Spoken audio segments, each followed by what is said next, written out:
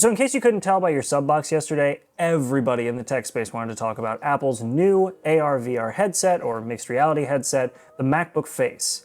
Or no, actually, sorry, it's called the Vision Pro. And well, me being me, we're talking about it a day late, but what else is new? So let's dive in. Yeah, so me and my friends have been calling this the Face MacBook, or the MacBook Face, because while Vision Pro is kind of the whole idea of seeing through the product and getting an interface that layers itself on top of the environment around you, I mean, you're basically strapping a whole ass computer to your face. So calling it the MacBook Face isn't the most unfitting title. All right, let's take it back here. Let's talk about the product because there's a lot to go over. And the first thing is just the hardware. I think that the hardware is really nice looking when there aren't eyes showing through it. And we'll talk more about that in a minute. But I mean, it's an Apple product. Of course, it's going to have the premium looking design. You're going to have a really nice set of materials, from aluminum to glass to fabric, and a strap that looks like it had more thought put into it than almost any other VR headset I've ever used. It overall looks like a really nice product. You also have the little speaker pods over the ears that are supposed to allow for spatial audio, which will be interesting to see how they pull that off with something that small, but we'll see. But in general, the hardware for this device looks really good, and that shouldn't be surprising. Apple knows how to make some pretty good looking hardware, but as Apple is always prone to reminding us, it's not about hardware, it's not about software, it's about the hardware and the software working together. And the software is where this thing is a lot more interesting. See, this isn't an accessory like other VR devices where you have to have it tethered to a PC, but it's also not as limited as the standalone VR headsets we've seen like the Quest 2. This is a standalone computer, and Apple's calling it a spatial computer. It's a mixed reality headset, but it does have computer components in it.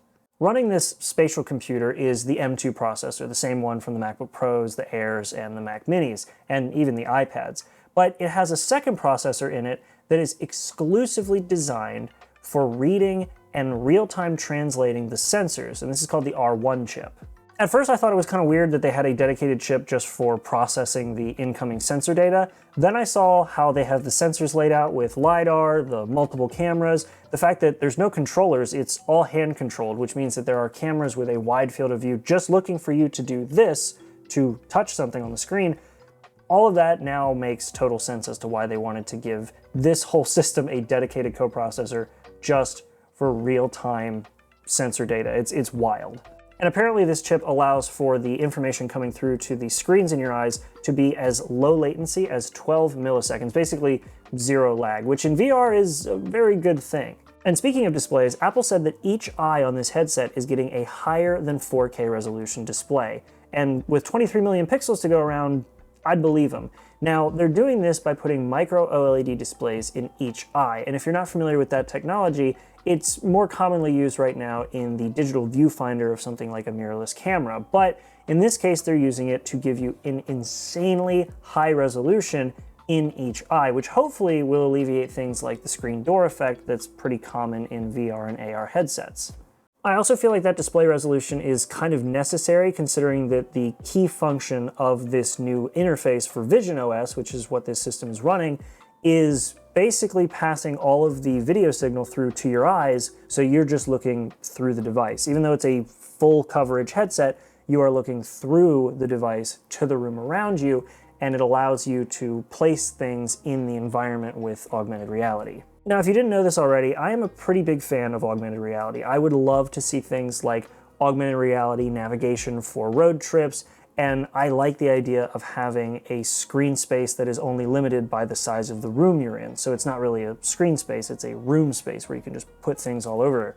And that part is pretty close with this setup.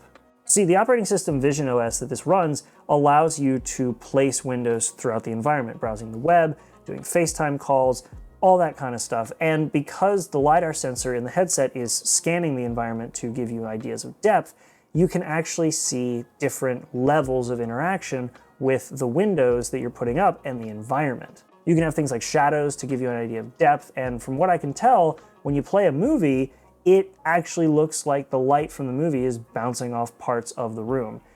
That is really cool. Something else that's really cool is the way that you interact with the interface, assuming that it works really well, but from other videos I've seen, it seems like it does work really well. And the way you interact with the interface is with the eye tracking system. See, unlike other headsets, this doesn't come with a controller. You look where you want to interact, and it will see where your eye's looking, and it will pick that for you. Now, you do still have the click, as I mentioned earlier, where you tap your fingers together and the cameras underneath pick it up. So you don't have to move your hand in front of you. You can just leave it sitting somewhere, look where you want to go, and tap it with your finger by just closing your fingers. That's so cool. And this eye tracking system also allows for the system to use what's called foveated rendering. And what this is a system where it knows where your eyes are looking and focuses the detail and makes it as sharp as possible for your center of vision. But then as it goes to your peripherals, it reduces the level of detail until you look that way. And the benefit to this is a better performing system with higher frame rates, which is crucial for a smooth AR/VR experience. But it also means that the system could potentially have slightly better battery life, though on this first-gen product, I'm not holding out hope. Vision Pro supports all-day use when plugged in and up to 2 hours of use with the external high-performance battery. However, one of the things that Apple implemented with this eye tracking is one of the most Black Mirror-looking things I've ever seen. It passes a virtual facsimile of your eyes through a display on the outside of the screen, or in this case, the outside of the headset. Like, I get what they're trying to do. I actually understand what they're trying to do. The idea of somebody wearing a headset while you're trying to talk with them is awkward. And one of the things they actually did to sort of help people realize that somebody is fully immersed in the system, which is an option, by the way, the digital crown, borrowed from the Apple Watch and the AirPod Maxes, that can be used to dial the amount of immersion in and out. You can completely wrap yourself up in virtual reality, or you can go into augmented reality mode and see everything around the windows you're putting up. But when you're not fully immersed and the screen is fully covering your eyes, it passes your eyes through so that people can see that you're looking at them, but they're not actually your eyes from what I can tell. They are a virtual scan that you do when you set the device up. Which raises the question, if you let somebody else use the headset, can you give someone else your eyes? I just thought of that. I wonder if that's a thing. That would be weird. Anyway, it's really off-putting, and I don't really know how it looks in person. I'll have to see it for myself when it comes to an Apple store, but it's very dystopian. I don't know. I don't know how to describe it. I don't like it. It's weird. And the way they showed it when they presented it for the first time on stage, I actually kind of recoiled when they put it up. I think I'm just desensitized now, but it's still weird looking to me. But putting aside the really creepy Black Mirror eye pass-through thing for this headset, after watching the keynote, even for the second time, I was kind of struggling to think of who this product would be for, because it's a $3,500 headset that gets you a 2-hour battery life through a tethered battery pack. Who would this be for? Well, after kind of looking at some of the promotional material, it seems as though they're really aiming for the alternative workflow crowd and the work from home people, and maybe somebody with a bit of extra money who would like to have a dedicated travel companion computer. Because with the price and what it does right now, it is definitely giving me Mac Pro vibes, which is Apple pricing something in a way that they are very clearly putting across a message saying, this is not for everyone. This is not for the average consumer. This is for enthusiasts. This is for professionals. And I kind of agree. I often feel like the prices for most VR headsets are very high. The most approachable one was the Quest 2, which is why I bought it, but it doesn't give you pass-through aside from some really crappy black and white cameras.